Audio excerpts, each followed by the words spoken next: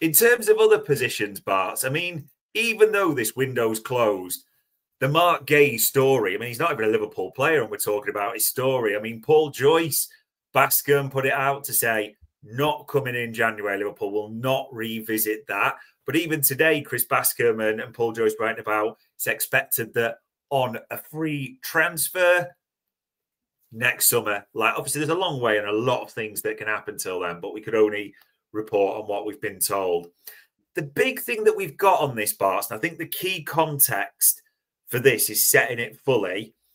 Liverpool had a lot of centre-backs on their radar last season, knowing obviously, last summer, that Leone has been the one they've pulled the trigger from for that young talent. That was it. But there's been others they really looked at. Marc Guehi was an option, as they call it, the quote-unquote market opportunity in terms of a leader, homegrown, decent fee because of the time left on his contract, Premier League experience. It was that collective ticks that put him to the top of the list for a move, that market opportunity, as they said. But this is so important to say, people, that digging around on this, as a pure defender or other elements to his game, Marc Guehi was not profiling top for Liverpool. It was those market opportunity elements that pushed him higher. That going to throw some names and have a look at them now.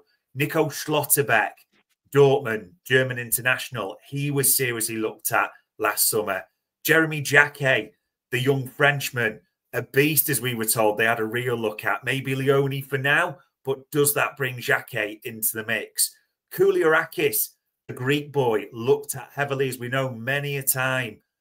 Wolfsburg, a club that, no disrespect, Liverpool will feel they could raid quite easily. You know that. And then the final one, even Premier League experience, Paul van Hecke, Brighton, a year left to go on his deal. And as the analyst we spoke to told us, a progressive monster from centre-back. So I suppose in terms of Guehi obviously being the market opportunity, Bart, but all those that Liverpool looked at, another season is a long time. And the picture can look very different. Like Ibu could well be leaving on a free. I know we suspect many that will happen. I'm going to give you the unenviable task. I can't really phrase it a different way. Load of grenade here, Bart. Rank him. I think you're right. Like sometimes a market opportunity comes along, it doesn't happen. It doesn't mean you keep flogging it, right? And smart people don't. They sometimes view it as an opportunity to reassess, and you might still do it, but you don't do. You know, Fekir is another one who was in the tracksuit, did all his interviews, never happened, right? We never went back for him, right? So we moved on and did something else.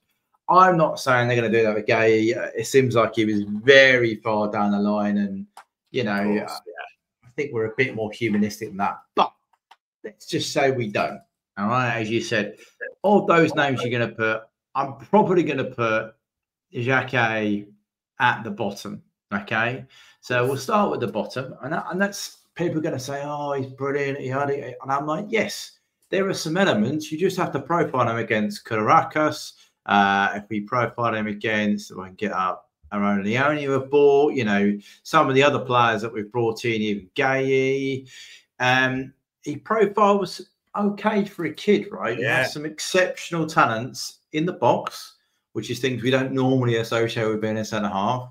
He's good at the tackles and aerials, something we do look out for centre halves. Yeah. And he got take on progressive passes. Okay, so there are some elements that he is good at, right? And if you just look at his brief profile on F-brief, tackles, interceptions, 90, all in the 95th plus percentile, right?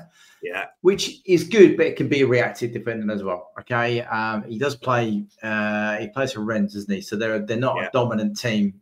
So they would have to do some emergency defending, which is probably where he is. But as you said, his take-ons and his progressive carries are similar to Ibu's kind of in that kind of ballpark as well. Passing, not this kid's strength. All right, 86% off for completion, but his volume's really low. In the box, though, which is a strange thing to be talking about with a centre half, Doesn't create them, but in terms of shots, takes nearly a shot a game, which is quite high for a centre half. And has assists at ATF, which could be a headed on goal, and it ends up someone else, you know. Expected goals as well, so 92nd, which shows you he's in the right areas and potentially could do better. All right. So there are some things to like, and as I said, compared to Konate, yeah, if we look down at his minutes, which is always a thing to start with, people are going to be telling me, oh, he's got 100% aerial. Yeah, that's this season, right? He's only played 390s, you know. That's basically meant he's competed for six headers across 3 games with 100%. That is a definition of stat packing. Okay, so it's just put that to one side. Over a course of a whole season, 65, which isn't bad. I'm just saying it's not 100, right? So, you know, it's good. Playing time in the league, low, right? Remember we bought a young centre half. True. Very high potential, played 1,200 minutes in Serie A. Many would say Serie A is better than the League One. So League One, sorry. And this kid's played less than Leone. So you'd have to weigh that up with the 25-30% progression in terms of minutes. He's not going to be able to give you much more than, let's say he does 1,000 this season. So you look at 1,500 for second. So yeah, there's some elements to take into account. He's very young. If you look at some of the stuff I've done with him, yeah, his areas are okay. He's not involved massively. Threat wise, doesn't contribute a huge amount to the team. Mainly because, as we said, his passing is not great and he carries it a limited amount. He's on the ball 9% of the time. His dual success is 25 in this game. Pass success is quite high in this game. He's involved in a lot of the recycling, which is okay. You know, I'm not against that, but there's not a lot of forward movement from him. And obviously, because he's a centre half, he is involved in the recycling quite a bit with the on the ball a fair amount, and therefore he does feature in some of their longer strain moves. So maybe there's a bit of potential there, but right here, right now, I'm not sure that's the kid for us to move on as an alternative to not signing an England international. All right, and that's probably where I'd put him at the bottom, if that makes sense to you. Just before I suppose we go to the next one as well, do you think it comes into the mix for you at the bottom? Because it doesn't obviously not mean a bad player by any means at all, but we have just almost bought, as many are reporting, what Liverpool consider the best young centre half in the markets. They've ranked Leone ahead of him already. The minutes wise, Leone's played more. So obviously, if as we suspect, Ibu exits, you know, you're going to asking this kid to all of a sudden jump up to the Premier League, play serious minutes. And for those that have seen him as a physical stature, the kid's a unit. He's an absolute unit. You know, you can see that. And he seems good at defending spaces. It sounds very Ibu Konate-esque almost, doesn't it? But is it just the lack of minutes and the ability, the on the ball stuff that are the big triggers for you?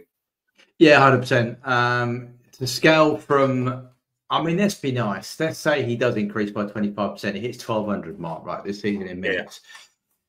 But if Ibu goes, that's 3,500 minutes or 3,000 minutes. That's a huge scale up, right? And that's more than is recommended for a kid. And as you say, he's on the ball, but he's not showing. Now, he might improve that in a season, right? We're judging him 3 games in, so he might improve that. But that's still a long way to go from being a League One player to a Premier League player. And Ibu gets hit over the head for being, he's not good on the ball. You can let him have the ball and they'll tackle him and that kind of thing. But he's actually pretty good. Like, he's a Premier League player. He's one of the best centre halves in the world. He's not as good as VVD, no. And he is probably one that I've seen on this show you can replace, right? But it doesn't make him a poor player. So you have to replace that ability. And that's where Guehi came in as an alternative. Because yes, he wasn't as good aerially, but he played the minutes. He was young, he was quick, and he was better on the ball. And that's some of the balance on when you make a decision. This kid here hasn't got the minutes, hasn't got the on-ball ability, Yes, he probably matches him aerially and through pace and physicality, but the other areas could be better than other alternatives, is what I would say if we were looking at it at the club. Well, that's a high standard for your bottom one anyway, because there are certain things to like and potential. So, yeah. Next up the list, where are you going? I think I'm going to go, and I think the next two for me are fairly not level, as one better than the other. So Schlotterbeck for me is probably the next one for me, because he had that injury, right? Yeah. When we did him, I think we profiled him on this show just before he got the injury, and then he got the injury. It was like, damn, that's it. He's not going to be considered. And it always takes a bit of time to get back from those. We saw it with VVD. He wasn't quite the same until about 2 seasons later down the line. Right. So I'm not saying he couldn't get back to the level. Please, people, rehab's really good now. Operations work and all that kind of thing. But for me, he's in that little bit of a segment where I probably wouldn't invest loads of money in him. But having said that, again, looking at his profiles defensively, does the block stuff that we like a centre-half to do, is a bit proactive, a bit more tackle heavy than we'd like. In between the boxes, though, this is the stuff that we both really liked about him when he first profiled him. He can carry the ball and he can pass the ball. 89% passing, attempted in the 98th percentile for centre-halves. That's really good volume.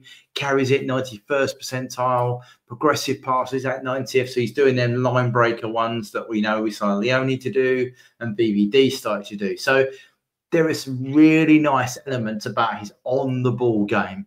In terms of in the box, shot creator actions 99 percentiles. It's nearly 2 a game for a centre half.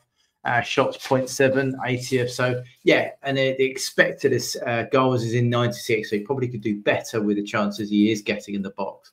Yeah. Let's compare him for the guy that is potentially going to be going out the other way, and largely with Schlotterbeck in the blue, is better than Ibu on everything apart from aerials and non-penalty goals and clearances, right?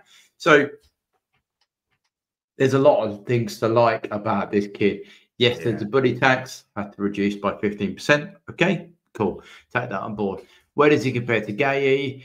He's better than Guehi in nearly everything apart from non-penalty goals and non-penalty XG. Okay. Remember, Guehi has just scored from 30 yards, though, so that will affect his stats. Yeah. Just to say. So, but if we just scroll down a little bit, playing time, he's got some good bank of minutes here in the league, nearly 3,000 minutes in the Bundesliga. That's decent. That's not even taking into account any European or Cup competitions. Very good. In terms of aerial duels, 65 this season, last season 58. That's why he's a little bit of a on the cusp. But if you look at his seasons before, 75, 64. So there is some definite qualities that we would look for in a centre-half. Schlotterbeck, when we looked at him a while ago, his EPV was good. He was in good areas. He creates well. Defensively, he defends well in the areas. It's a high volume of defensive actions. So, there's a lot of things I think you would look at and say, he's involved more than Jac was in the French league. He's involved in a lot of good chain length. He's involved in creating passes into key areas. So there is a lot to like about him. He's still at Dortmund, isn't he? Let me just go back. But the thing that I was just, it's the thing that it's just that injury part. And people are being just always cautious with injury, with the knees and that kind of thing. I'm sure he'll be fine. But right now, of course, he's probably going to go to the World Cup, so that'll affect his thing as well. So his speed, he's not actually, he's not played in this. He's not played yet. So, good height, good weight, 25. Let's see. But for me at the moment, there's a lot of attributes I still like about this kid, right? Still like about it. German centre halves can pass the football. They're quick, they're dominant, all the elements that we'd like to see. That's why we bought Konate, right? Because he was in that league, he was groomed to play that way. But it's just that injury element that I'd be a little bit worried about at the moment. In a year's time, cool. See what happens at the end of the season. suppose a year's time could be crucial because in a year's time, he will only have 1 year left on his deal at Dortmund. So obviously the price and what there, like you said, in a year's time, we'll know a bit more about his injury situation, whether he's able to play this season. As he said, he's not played a single minute there. I suppose it's important. People will say, hold on, this is just tick, tick, tick. Why is he third then? That makes no sense. I think part of it as well is to say the injury as well. But Liverpool were looking at it. The info from Schlotterbeck we've got is a lot when they were a bit uncertain if VVD would renew or not. Yeah. And this, Schlotterbeck is left-footed. He is not VVD. That probably is injury and not being VVD. That's going to count against him being on the left side, isn't it? Oh, yeah. No, because even in a year's time, he's not going to be cheap, right? No. He's going to be 40 million quid. Let's just say for him to then, he's not going to play a lot with VVD there. Do you know? It's not. It's just not, because VVD is going to play every league game. Let's be honest here. For the next 2 years, VVD, touch wood, without any problems, is going to play every league game. So whoever comes in his left footed is at a disadvantage. Yeah, so yeah, that's another reason they said it. The injury and the fact he's left-sided would just knock it down for me. If he was right-sided, I'd be like, yeah, this is a serious move for us to make in the summer. But he's not. He plays on the left. So, yeah. And then speaking of left-sided centre-halves, because that only leaves you with Koulierakis or Van Hecke. Are we going left? I'm going to go. Right? Koulierakis is the next one I'm going to go for. No injury. Again, we've profiled him before. I think he's a good all-round player. If I can get him lined up. I think there's not as much sparkling green, should we say, but it's more of a consistent profile, should we say. There's not a lot of red on there. Pass completion at 82 is low, but is low for centre halves, but 82 is still a good pass completion. Yeah, his non-penalty goals is low and his non-penalty XG, but in terms of shots, 91st, expected goals 74th. His progressive pass is 65th. There's a lot of elements that I think maybe opportunity in a better team would help. He's in Wolfsburg, isn't he? Is that right? I've got that right. Yeah. So they're sort of a mid-bully side. They're not like a Dortmund are typically high possession, on the ball, will be one of the better non-Bayern teams, right? Wolfsburg are kind of in the two in the front. So if you compare him with Konate is better than him for sure in some areas, but he holds his own in terms of some of the defensive metrics, in terms of how he does against dribblers, how he progressive passes, he does better, receiving take-ons, shot creating actions, creates more action. So it's not a dominant sphere where you think, Konate is going to be better than me. That just isn't the case. Konate's key secret weapon is his aerials. We know that, all right? Yeah. This kid's aerials, though, just to have a quick look, he's only not really played 2 and he's got lost 4 out of 6, so he's at 25% this season. 60 last season. So he's a low 60s player. But I think he's younger than the previous guy, so played less. And there's not a lot of stats available from Greece anyway. Minutes played, again, good level of minutes, 2.5, just in the league. So that could scale up quite easily. You haven't got to worry like we do Jac about fitting in and upscaling from that point of view. If you're looking at it more in depth, he's involved in play. Yes, he is. Considering they don't have a lot of the ball, that's a decent amount of time for him to be on it as a centre half. He's involved in a lot of the lower chains. He's not quite as high, and he isn't quite involved in dangerous areas. So that would be an area where he potentially needs to upscale. Jules didn't have any in this game. And threat-wise, he's involved in some good areas, right? So there are some threat coming to him, might not necessarily be from him, but he's involved in those areas, okay? Off the ball, some good solid percentages around where he's been playing, okay? So I think, yeah, for me, as I said, these two are kind of like this. This kid's not been injured, and that's probably why I went for him over Schlotterbeck. Yeah. But either of them, Schlotterbeck hasn't played this season. Koulierakis has only played 2 games. So it's still early doors, and we'll see how the season pans out. But I think they're both good centre halves. One's just not had a major knee injury though, so there you go. Is it probably fair to say is one has had a major knee injury? Yes, Schlotterbeck has got that pedigree more, of course, international caps and all that. But if out of the two as well, if one was to come in, almost like the way Marmondashvili's understudying Alisson, you think for a year and then you'll say, Koulierakis is going to be more happier to come in and think, learn the trade a bit on the left side of the Premier League, sort of serve under VVD, where Schlotterbeck's like, now I'm good enough to play now, and I've played at Champions League level, international caps and all that. That probably plays into the mix as well, doesn't it? Yeah, 100%. It's got to be the right fit for the dressing room and the team. So, yeah, I think this kid, again, would be happily to come into that environment, learn off BBD, be one of the best centre halves in the modern game. So, yeah, why wouldn't you want to learn off him? And there'll be opportunity to still play, obviously. But, yeah, I think you're right. That's a very good point to make. And he trained with the side. All the elements that might be potential now, he could upscale and do the rest of it. So, and there'll still be 2,000 minutes for him to play. I mean, if you look at the combined, I think we looked at Kwanzaa and Gomez last season was just short of 1,500, nearly 2,000 minutes. So there's enough minutes around for that third, fourth centre half. And he would learn and develop from that. So yeah, I think without the injury, the more happy to fit has been understudy. Is he cheap? Is he going to tell me he's cheaper or more expensive? What's the dealio? This is the one where you never know. And obviously, Greece in the World Cup, I don't think it's looking likely. Not that I know all the international football stuff, but suggestions were in the summer that it was around 35 million that Wolfsburg were looking for, somewhere around that mark, 35 to 40. So yeah, maybe that comes into the mix as well. We'll have to see. And well, that only leaves one. And it's a Dutchman, and he's at Brighton, which it's interesting because I talked about this on Newsround for Van Hecke, and some people were like, brilliant.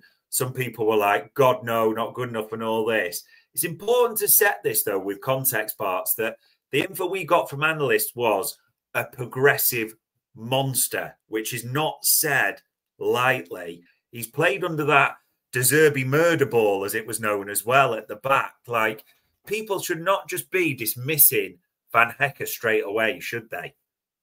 No. I think much like we looked at the other Brighton lad earlier in the show, there are elements where you look at a profile and you kind of have to go the context of the team he plays for, the quality of player around, and that will show through in some of his things. Defensively, he's won a lot of aerials, to be fair. This is a good thing, right? And the first one we've seen tonight, where he's got a green bar there, right? And he's fairly well competing there with Konate, whereas the others are way off. But then you look at tackles, interception, blocks. Okay, blocks is at 50 if the other two are low, which is probably where we're okay with that. Blocks could do in a bit higher. But as you say, they play a very, or last season anyway, they play a very open game, should we say, off the ball at the back there. And what does he do between the boxes? You're right to mention the progressive. I mean, progressive carry is 95th percentile for centre half, and then passes 96th percentile. So he is progressing the ball via carry or pass at just short of 9 a game. Jeez. That is for a centre half. Yeah, that's like golden. You know what I mean? That's a really important stat, because if you look at the pairing as well, the BBD on the ball typically passes the football, right? And he's Rolls-Royce head defender. He can carry it, but he doesn't really want to do that. He wants to get on the ball, slide it on the deck, or ping it wide. That's what he wants to do. So your partner, typically, if you look at how Gomez used to play with him, Konate used to play with him, they carry the ball a bit, but they also do need to be able to pass the football, because if you shut BBD off, which opposition can do, the ball comes to you and you've got to be able to pass the football. So for him to have both options as a way to move that ball forward into the Burt zone in the 10, or into whoever's going to play right, whoever's going to play left, into those areas, which is where the progressive pass would come from our centre half. Remember, it's got to be over 20% or 20 yards to go to the goal, right? So we play high up. So that's into those zones. That's a very good option to have someone like that in your armory at the back. Yeah. Comparing him to Guehi is interesting. They're similar, but not. Van Hecke is probably better, even better on the ball than Guehi. Guehi's better in the box, and they're both quite similar. Guehi's probably slightly better on some of the defensive metrics, but Van Hecke is better in the air defensively, which was an element we always said about Guehi. His aerial ability was his worst attribute. Yeah. In terms of miscellaneous, just to get an idea about exactly where his aerials this season, not great. I'm saying that though. So he's lost 10. Sorry, there you go. So he's lost just over half. Last season, 62. Season before that, 66. So he's not started the season as well as he ended, but that's something to be looking at. In terms of minutes, just short of 3,000 for Brighton. So that's good. It's a good pedigree. Yeah. It means he can play what we need him to play, 3,000. It looks like he can play that, which is good to see. From the deck that I'll do on him, heavily involved in Brighton's play, as you can see, thick lines around where he is. Involved, fair to say, probably every other minute or every minute, but a low amount, low volume. Passing chains, the way Brighton play isn't set up to play massive long chains of possession, but he's involved at the base of whatever move they start. And he has got involved in, as you said, progressive monster. There are 3 red lines there just from this game of progressive passes, which is for Brighton is very good. If you look at how often he was on the ball, so he got 3 progressive passes in, and he only had their ball for 8% of the time. So that's pretty decent, I would say, for a centre half. Again, that weapon for us could be an interesting way. It could be an interesting profile to look at. Obviously, that's going to show up well in the threat, as you can see, 19, 25, and 25. That's really high for a centre half. That's contributing a large amount of Brighton's threat from the back. Off the ball, it's about 12% of Brighton's defensive actions are kind of in his zone, and he goes out and helps the fullback as well. So there is it's a wide, so that Konate shape that you often see where he goes out and helps the fullback. Van Hecke does that as well. So it's not this is not a bad thing to be looking at. He's not going to be involved in the others. I would say he makes sense to me. He's Premier League proven. Aerially, he's better than Guehi. He's not as good as Konate, but as we previously said, the reason Konate is sought after is because the aerial ability is up there, right? This kid's better on the ball than Konate, and he progresses it for fun. We're a team that don't have a lot of the ball. Don't have a lot of ball in comparison to the top players. If he's in a team with opportunity to pass the ball more, he could be making progressive passes for fun. So this sounds like it could be a smart bit of business. A year left on his contract as well, right? I believe. So the fee could not be quite in the usual Brighton. How much do you want? Let me go to and get a mortgage out type thing. It could be a decent fee to be paying for a Premier League defender. Yeah, and I get it. People will say in the chat panel, I think, is obviously he's not just direct with Konate, not got that pace, but it is interesting that in that element, Liverpool have bought rapido fullbacks as well, haven't they? And I know people will say, like, the centre halves, he's not slow, but he's not, I appreciate Konate, rapid in that sense after develop. But, a slight tweak there. I think we can't undersell this.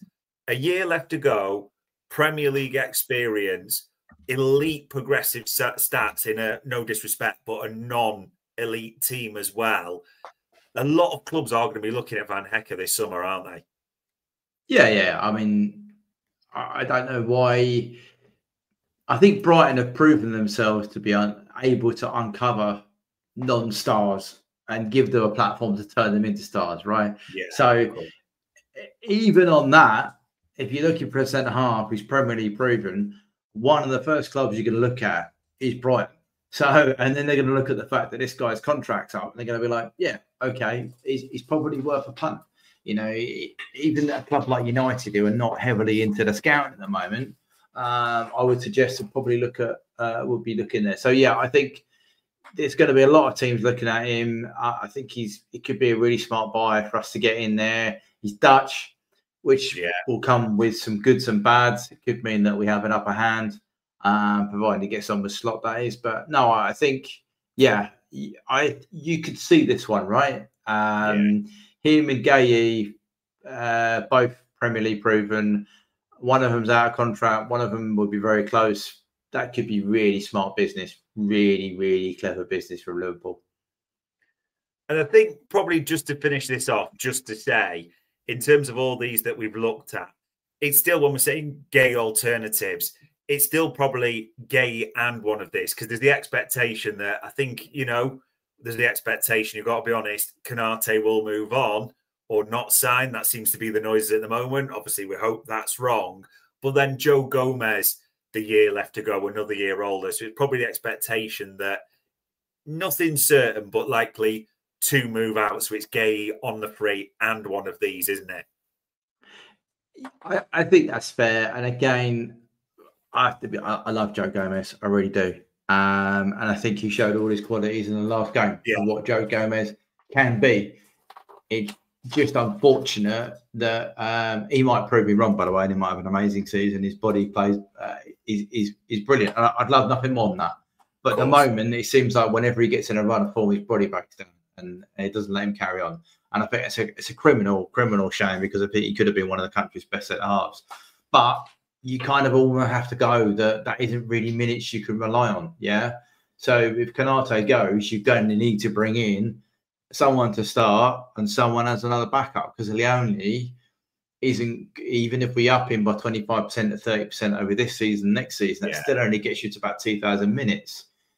And equally, BB deal with his final year, so he'll be getting on past mid-30s. So you're then looking at, you potentially want to start saying, look, mate, you might be the best centre half we've ever seen in this country, but we can't play 50 games. You've got to play 40. So there's a balance in that to be had for all the minutes there. All right, is all I would be saying. So for me, for us to bring in 2 Premier League centre halves that can play 3,000 top minutes at a top level and have the ability to then up their skill set in a more possession-based team, I think could be really smart. And it wouldn't cost us a lot of money to do that either. I know we're not short of cash, but still, it wouldn't cost us a lot of money to make these 2 deals.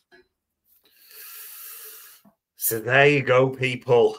Michael Elise, let's hope there's a release clause. If there is, we'll be there. Maybe if there's not, we'll be there anyway. But, you know, it will be an absolute fortune. But there's a reason for that if you can get an elite player.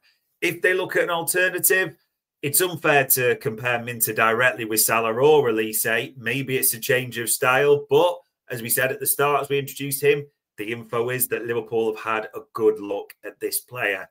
In terms of Guehi alternatives, because everyone knows what's being talked about around him, Konate and centre-halves, there's a lot of options out there, a lot to like, different styles, whether it be a young monster, a progressive monster, an all-round type of player. There's ones to keep an eye on.